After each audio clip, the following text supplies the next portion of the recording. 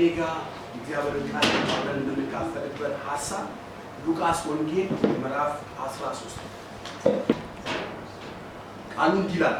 ሉቃስ ወንጌል ምዕራፍ 13 ቁጥር 18 ከዚያም ኢየሱስ እንዲህ አለ፣ የእግዚአብሔር መንግሥት ምንን ትመስላለች? ከማንስ ጋር ላመሳስላት?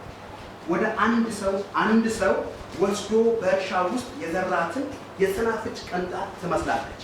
አድጋ ዛፍ ሆነች፣ የሰማይ ወፎችን በቅርንጫፏ ላይ ሰፈሩ። ደግሞም እንዲህ አለ፣ የእግዚአብሔር መንግሥት ከማን ጋር ላመሳስላት? አንዲት ሴት ወስዳ በሙሉ እስኪቦካ ድረስ በዛ ካለው ዱቄት ጋር የደባለቀችውን እርሾ ትመስላለች። ቁጥር 22 ከዚያም በኋላ ኢየሱስ ወደ ኢየሩሳሌም እያመራ ሳለ በሚያልፍባቸው ከተሞች፣ መንደሮች እያስተማረ ያልፍ ነበር። አንድ ሰውም ቀርቦ ጌታ ሆይ የሚድኑት ጥቂት ሰዎች ብቻ ናቸው አለው። እርሱም እንዲህ አላቸው፣ በጠባቧ በር ለመግባት ተጣጣሩ።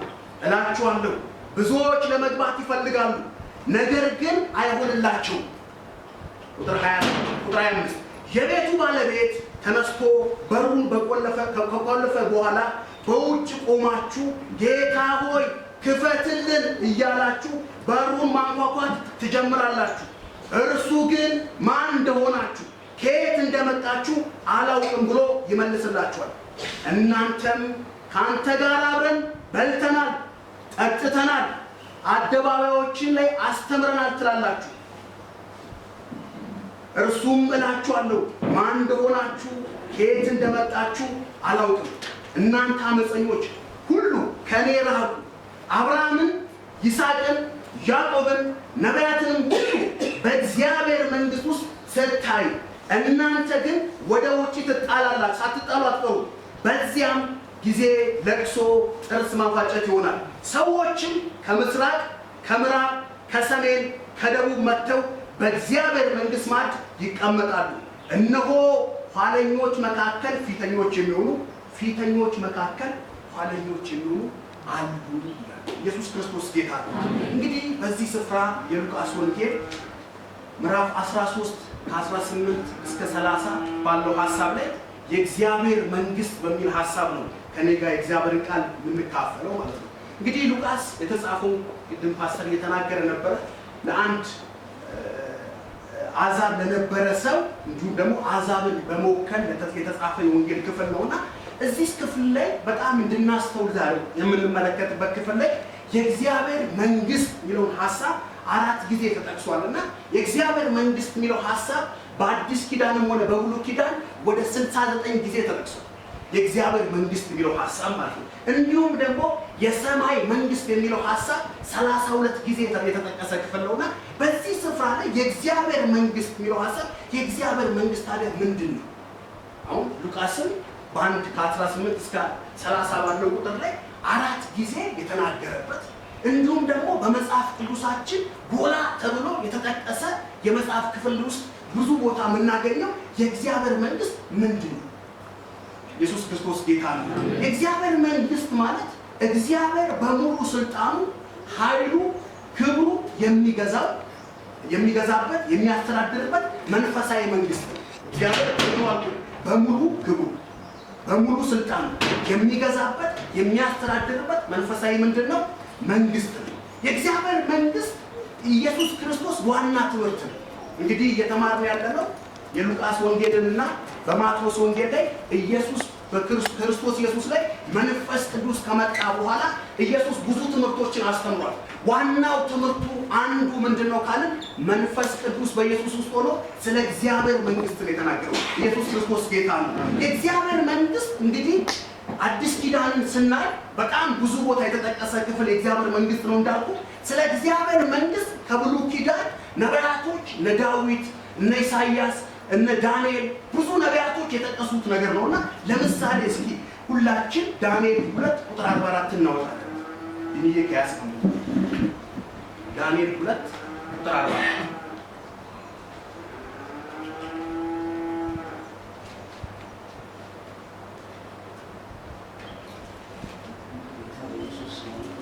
በእነዚህ ነገሥታት ዘመን የሰማይ አምላክ ፈጽሞ የማይፈርስና ለሌላም ሕዝብ የማይሰጥ መንግስት ይመሰረታል። እነዚያን መንግስታት ሁሉ ያደቃል፣ እስከ መጨረሻው ያጠፋቸዋል። ይህ መንግስት ራሱ ግን ለዘላለም ጸንቶ ይኖራል። ጌታ የተባረከ ይሁን። እንግዲህ ዳንኤል እዚህ ስፍራ ላይ የሚናገረው በክርስቶስ ኢየሱስ የሚመጣውን የእግዚአብሔር መንግስት አሰበና ትንቢት ነው የተናገረው። ዳንኤል ከኖረበት ዓመት በኋላ ኢየሱስ ክርስቶስ ይመጣል። ያ የእግዚአብሔር መንግስት በኢየሱስ ክርስቶስ እንደመጣ ሲመጣ የሚሆነውን ተስፋ ቃል ነው የተናገረውና በጣም እንድታስተውሉ የሚፈልገው የእግዚአብሔር መንግስት ኢየሱስ ክርስቶስ ከመጣ በኋላ በምን ተመስላለች? ዛሬ በዚህ በምንመለከተው ክፍል ላይ በስናፍጭና በእርሾ ነው የተመሰለችው። በምንና በምን? በስናፍጭና በእርሾ ነው የተመሰለችው። እቺ መንግስት ነው ዳንኤልም ሌሎቹ ነቢያቶችም ምሳሌ ሆኖ የተጠቀሰችው ነው የተናገሩትና ነቢዩ ዳንኤል የእግዚአብሔር መንግስት የማይፈርስ ዘላለማዊ መንግስት እንደሆነ ነግሮናል። መንግስተ ሰማይ ሌላውን መንግስት ያደቃል፣ እንደገና ያጠፋቸዋል። የእግዚአብሔር መንግስት የሚቃወም አንድ መንግስት አለ።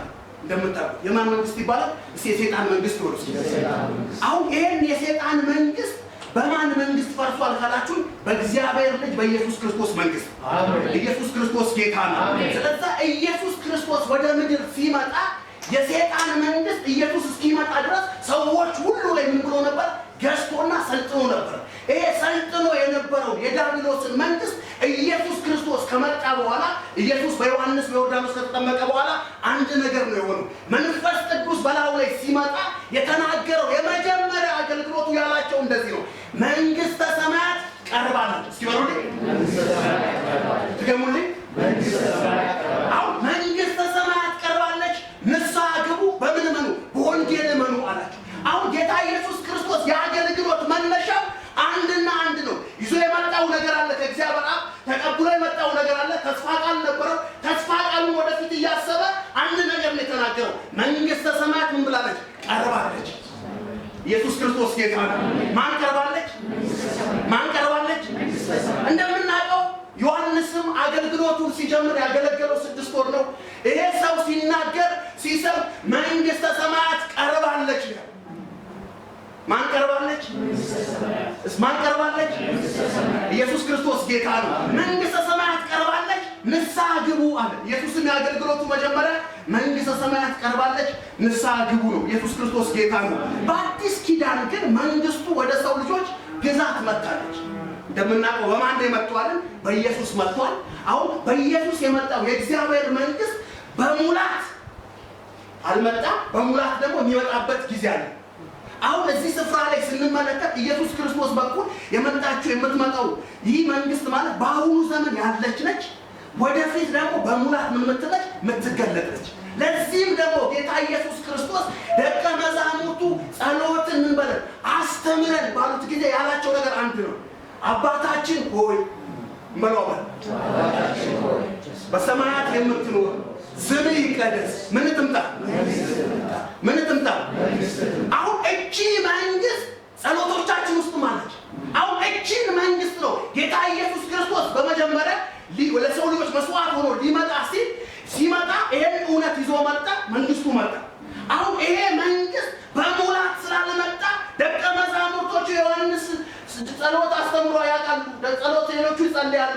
አንተም እኛን ተከታዮችን ጸሎት አስተምረን ሲሉ ያስተማራቸው ጸሎት ምንድነው ሲባል በሰማይ የሚኖር አባት እንዳለ ደግሞ በክርስቶስ ኢየሱስ መንግስት መስርቶ የመጣ እንደሆነ ይሄ በሙላት መገለጥ የሚችል እንደሆነ ይሄን እውነት ደግሞ እነዚህ ደቀ መዛሙርት እኛ ድረስ እንድንጸልይ የተፈለገ ምንድነው ካላችሁ የእግዚአብሔር መንግስት ነው።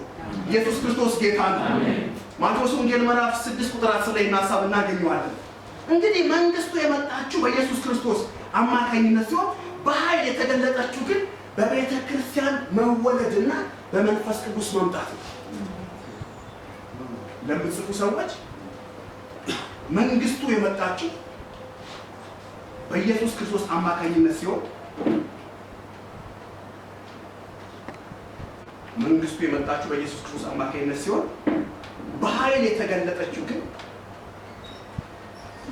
በቤተ ክርስቲያን ልደትና በመንፈስ ቅዱስ መምጣት ነው። እግዚአብሔር የተባረከ ይሁን። አሁን ሰው የእግዚአብሔርን መንግስት ለማየት ለመግባት ብዙ ሰው ይፈልጋል። ግን መግቢያ መንገዱ ኢየሱስ ክርስቶስ ለአንድ ሕግ አዋቂ ለነበረ ኒቆዲሞስ ለተባለ ሰው ዮሐንስ ወንጌል ምዕራፍ 3 ቁጥር 3 ሰዎች እንዴት አደገ ያቂ ምልክታል። ሉቃስ ወንጌል ምዕራፍ 13 ከ18 እስከ 21 ያለውን ሐሳብ ደግሜ አነበዋለሁ። እንዴት አደገ? ሉቃስ ወንጌል ምዕራፍ 13 ከ18 እስከ 21። ከዚያም ኢየሱስ እንዲህ አለ፣ የእግዚአብሔር መንግሥት ምን ትመስላለች? ከማንስ ጋር ላመሳስላት? አንድ ሰው ወስዶ በእርሻ ውስጥ የዘራትን የሰናፍጭ ቅንጣት ትመስላለች። አድጋ ዛፍ ሆነች፣ የሰማይ ወፎችም በቅርንጫፏ ላይ አረፉ።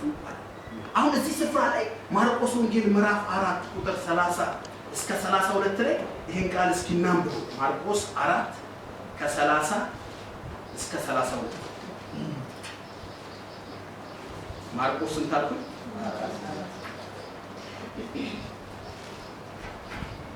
ቁጥር 31 ይላል። ደግሞም እንዲህ አለ፣ የእግዚአብሔርን መንግሥት ከማን ጋር እናነጻጽራታለን? በምንስ ምሳሌ እንገልጻታለን? በምድር ላይ ከሚዘራው ዘር ሁሉ እጅግ ያነሰች የሰናፍጭ ቅንጣት ትመስላለች። ተዘርታም ካደገች በኋላ ግን በአትክልቱ ቦታ ከሚገኙ እጽዋት ሁሉ ትበልጣለች። የሰማይ ወፎችም በትልልቅ ቅርንጫፎቿ ጥላ ስር ያርፋሉ። ማርቆስ ማለት ነው። እዚህ ስፍራ ላይ የእግዚአብሔርን መንግሥት በምንድን ነው የተመሰለችው? በሰናፍጭ ነው። አሁን በእስራኤል ታሪክ ስንመለከት ትንሹ ዘር የሚባለው ሰናፍጭ ነው፣ አነስተኛው ዘር ማለት ነው። አሁን እቺ አነስተኛ ዘር ሰናፍጭ የምትባለው በሚገርማችሁ ሁኔታ ለእግዚአብሔር መንግሥት ምሳሌነት ተጠቅሟታል። ኢየሱስ ሲጠቀማት ምንድን ያለው? ኢየሱስ በመንግስቱ ማስተማር የፈለገበት ትልቁ ዓላማ ሰው ልብ ውስጥ ስለ እግዚአብሔር መንግሥት ጎልቶ የታየ በነበረበት ጊዜ ስለዚህ አንድ ነገር አሰበ፣ ስለ እግዚአብሔር መንግሥት መናገር አለብኛል።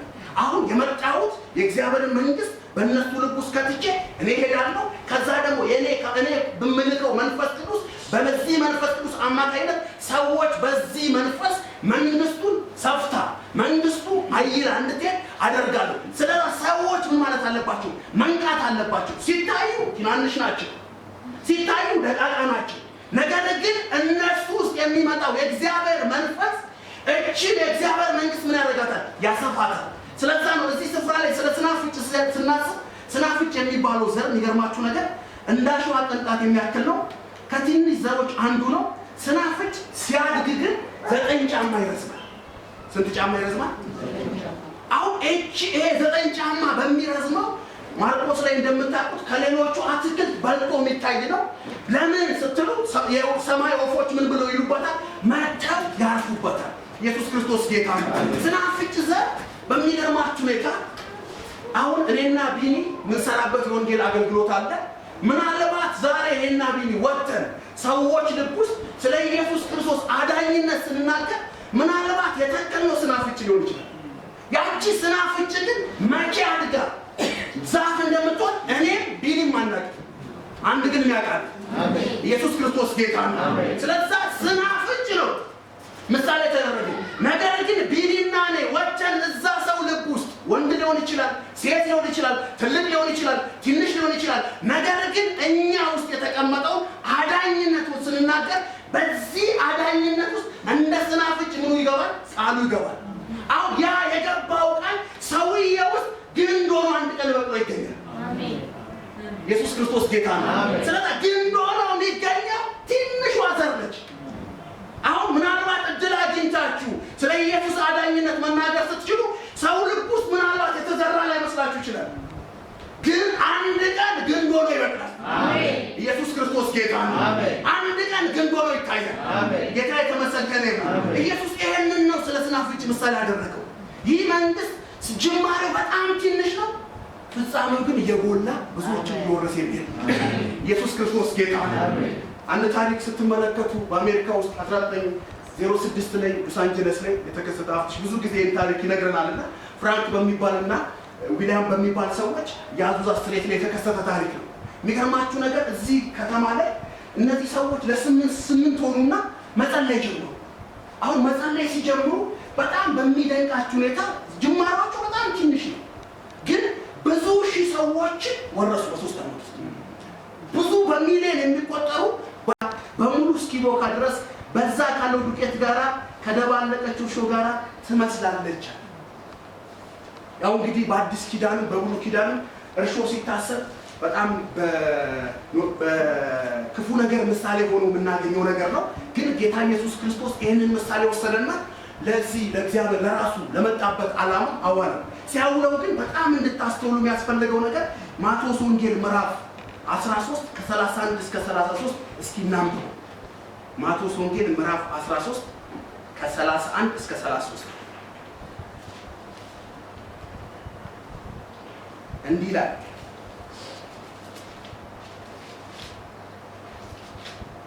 ሌላም ምሳሌ እንዲህ ሲል ነገራቸው።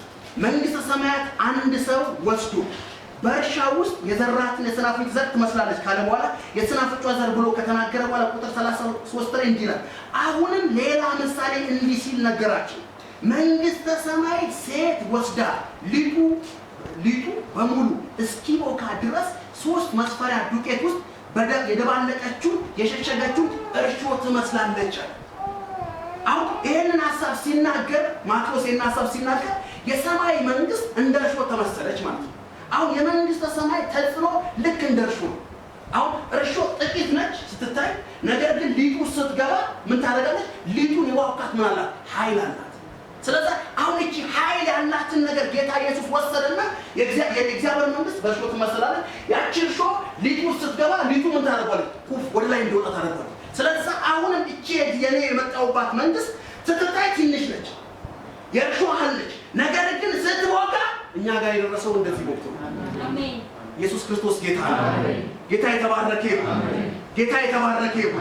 መጽሐፍ ቅዱስ ውስጥ ስለ እርሾ ብዙ ጊዜ ስለ ክፋት እንደምታውቁት ኢየሱስ ክርስቶስ ከፈሪሳውያን እርሾ ተጠበቁ፣ ከሄሮድስ እርሾ ተጠበቁ ብሏል። ጳውሎስም ስለ እርሾ ብዙ ነገሮች ተናግሯል። ነገር ግን ማቴዎስ ወንጌል 13 ላይና ሉቃስ ወንጌል 13:21 ላይ የተጠቀሰው ግን ስለ መንግስተ ሰማያት ስለ መልካም ነገር ነው። ጌታ የተባረከ ይሁን። እርሾ ወደ ሊጡ ዘልቆ ሲገባ መንግስተ ሰማያትን በሰው ህይወት ውስጥ ሲገባ ሰውን እንዴት ያደርጓል? ለኢየሱስ ምን ያደርጓል? ይለውጣል። አሜን። ኢየሱስ ክርስቶስ ጌታ ነው። ጌታ የተባረከ ይሁን። እግዚአብሔር ይባረክ። መንፈስ ቅዱስ የእግዚአብሔርን ቃል በመጠቀም ሶፊዬ ውስጥ ሲገባ ጥቂት ሆኖ ነው የሚታየው። ነገር ግን የሶፊን ህይወት ይቀይሯል ማለት ነው። አሜን። ኢየሱስ ክርስቶስ ጌታ ነው። ሁለተኛው እንድናየው የምፈልገው ከ22 እስከ 30 ባለው ሐሳብ ላይ መግቢያው እንዴት ነው? እንግዲህ እንዴት ያድጋል አለ። መግቢያው እንዴት ነው? በጣም እንድናስተውል ፈልጋለሁ። መግቢያው እንዴት ነው?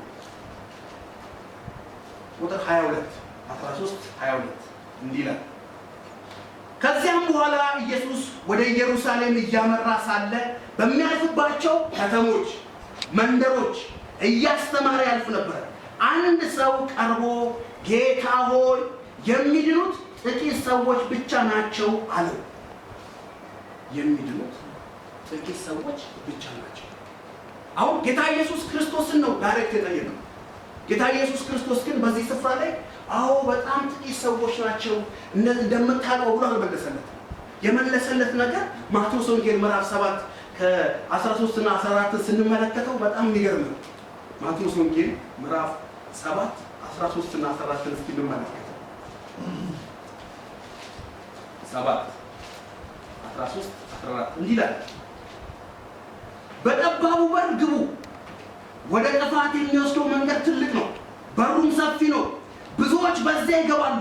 ወደ ሕይወት የሚያደርሰው ግን መንገዱ ቀጭን፣ በሩም ጠባብ ነው፣ የሚገቡበት ጥቂት ብቻ ናቸው። አሁን ጌታ ኢየሱስ ክርስቶስ በተራራው ስብከቱ ላይ በተራራው ትምህርቱ ላይ አፉን ከፍቶ ባስተማረበት ቦታ ላይ ስለ ሰፊው በርና ስለ ጠባቡ በር የተናገረው ነገር ነው። እዚህ ስፍራ ላይ ሉቃስ ይህን ሀሳብ ሲጽፍልን የተነገረን ነገር ምንድን ነው? አንድ ጎልማሳ ሰው ነው። ኢየሱስ ክርስቶስ በመንደሩ በአካባቢው እያለፈ ነው። አንድ ነገር ጠየቀው። የጠየቀው ነገር አሁን አንተ እያደረግከው ያለው ነገር በጣም ብዙ ሰዎች እየገቡበት አይደለም። ስለዚህ ምንድን ነው የሚሰማህ? ጥያቄው እንደዛ ነው። በቃ ምንድን ነው የሚሰማህ? አሁን አንተ ከሰማይ መጣል ብለህ ታስብ ሊሆን ይችላል። ነገር ግን የመጣበት ዓላማ ሰዎችን እያስከተለ አይደለም ነገር ነው። ጌታ ኢየሱስ ክርስቶስ ግን አይ በቃ ሰዎች መከተል አለባቸው፣ ሰዎች በጣም መግባት አለባቸው ብሎ አልተጨነቀም። ያለው ነገር አንድ ነው። አሁን መግቢያ በሩ ምንድን ነው? ጠባብ ነው ወገኖቼ፣ መግቢያ በሩ ጠባብ ነው። አሁን ይሄ ጠባብ በሆነው በበሩ የሚገቡ ሰዎች ደግሞ በጣም ጥቂት ናቸው። ሰፊ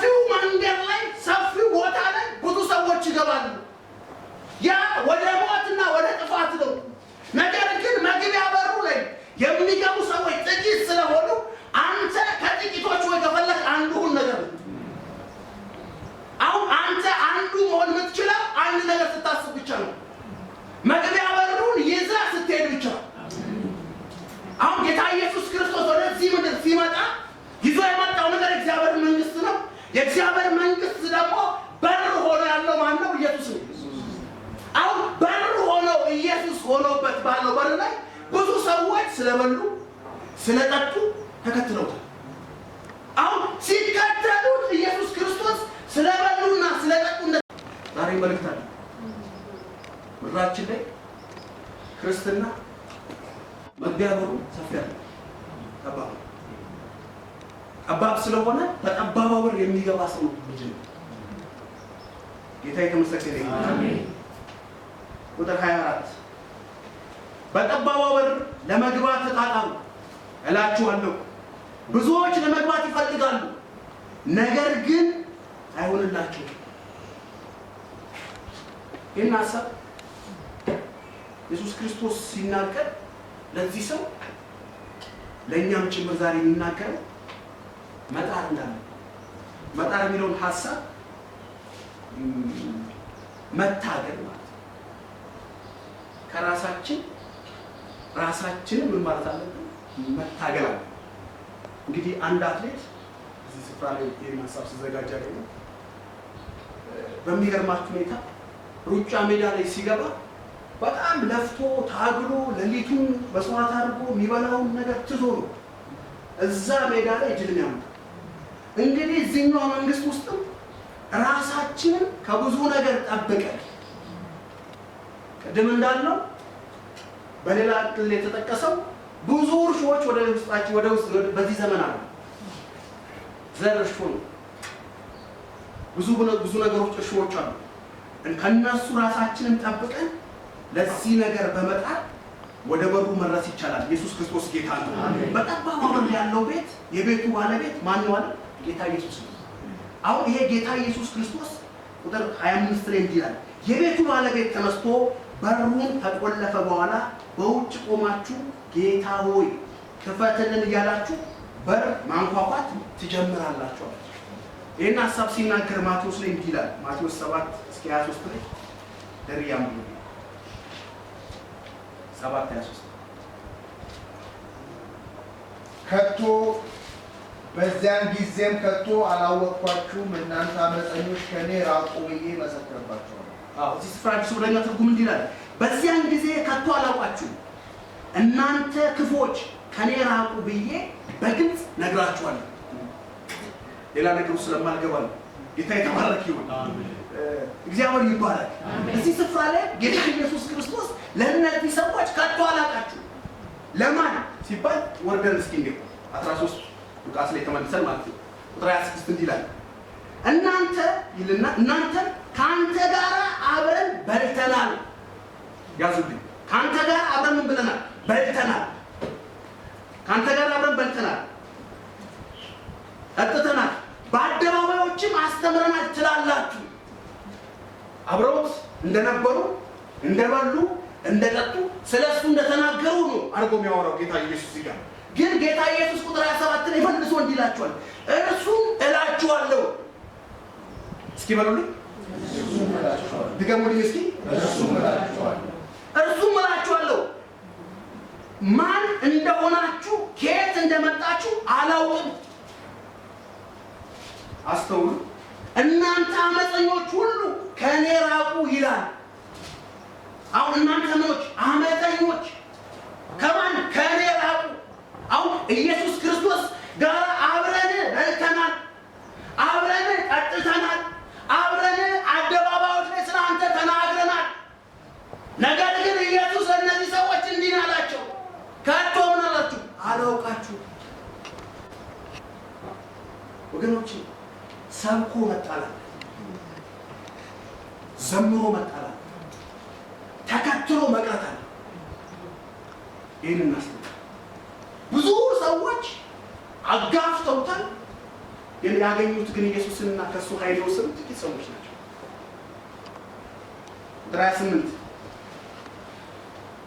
አብርሃምን ይስሐቅን ያዕቆብን ነቢያትን ሁሉ በእግዚአብሔር መንግሥት ውስጥ ስታዩ እናንተ ግን ወደ ውጭ ተጥላችሁ ሳትቀሩ በዚያም ጊዜ ለቅሶና ጥርስ ማፋጨት ይሆናል። አሁን እነዚህ ሰዎች አብርሃም አባታችን ነው፣ የዘር ግንዳችን ከሱ የተነሳ ነው፣ ያዕቆብ አለ፣ አባታችን ይስሐቅ አለ። ነገር ግን ከዚህ ተቆርጣችኋል፣ ከግንዱ ማለት ለምን ስትሉ አላቃችሁ። አብርሃም አባት አለ እንደምትሉት አይደለም ይላል እኮ ቃል። አሁን ጌታ ኢየሱስ ክርስቶስ በዚህ ስፍራ ላይ እየተናገረ ያለው ነገር አብርሃምን፣ ይስሐቅን፣ ያዕቆብን ነቢያትን ሁሉ በእግዚአብሔር መንግሥት ውስጥ ስታዩ እናንተ ግን ወደ ውጭ ተጥላችሁ ሳትቀሩ በዚያን ጊዜ ለቅሶና ጥርስ ማፋጨት ይሆናል። ሰዎችን ይልና ከምስራቅ እንደገና ከምዕራብ ከሰሜን እንዲሁም ከደቡብ መጥተው በእግዚአብሔር መንግሥት በማዕድ ይቀመጣል። ይሄ ሲል የሚገርማችሁ ነገር እንግዲህ ጌታ ኢየሱስ ክርስቶስ መጀመሪያ ወደ ገዛ ወገኖቹ ነው የመጣው። አሁን ወደ ገዛ ወገኖቹ መጣ ጌታ ኢየሱስ። ወደ ገዛ ወገኖቹ መጥቶ ተናገረ። የገዛ ወገኖቹ ጌታን አልተቀበሉትም። ስላልተቀበሉት ጌታ ኢየሱስ ክርስቶስ ዞር ነው ያለው። አሁን ዞር ሲል ለተቀበሉትና በስሙ ላመኑት፣ አሁን ዞር ባለ ሰዓት ላገኛቸው ሰዎች ለነሱ ምን ሆናቸው? የልጅነት ስልጣንና መብት ሰጣቸው። ስለዚህ ጌታ ኢየሱስ ክርስቶስ እዚህ ስፍራ ላይ እነሆ ከኋለኞች መካከል ፊተኞች የሚሆኑ እኛ ለየኛ ነው እያሉ ፊተኛ የነበሩ ብዙ ሰዎች አሉ። ነገር ግን እነሱ ምኖች ይሆናሉ አላቸው? ኋለኞች። አሁን ከኋላ የመጡ ናቸው የሚባሉት ደግሞ ምን ሆናሉ አላቸው? ፊተኞች። ኢየሱስ ክርስቶስ ጌታ ነው። አሜን። እግዚአብሔር ይባረክ። አሜን። እንግዲህ ዛሬ መልካም አሜን። ኢየሱስ ያድነን። አሜን። እንግዲህ ሰዓታችሁን እንዳልወስድ እዚህ ላይ ይበቃል።